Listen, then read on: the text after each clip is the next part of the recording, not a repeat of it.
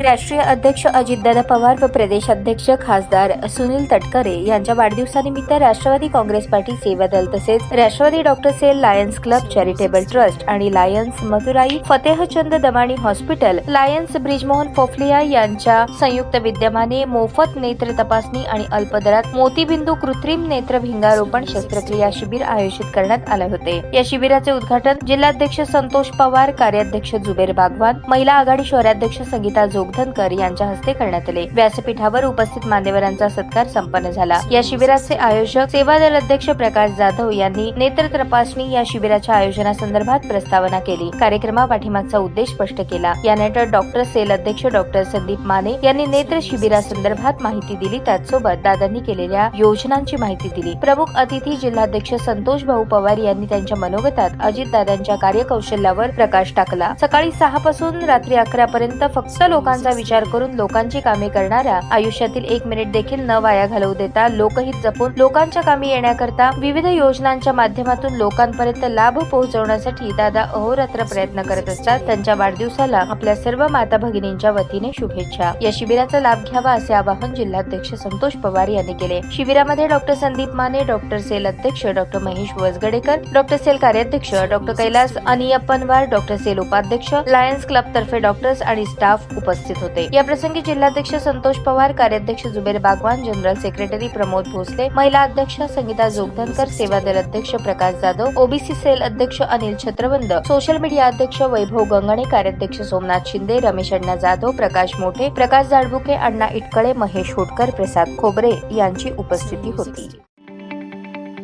ताज्या बातम्या पाहण्यासाठी प्राईम महाराष्ट्र न्यूज चॅनलला सबस्क्राईब करा।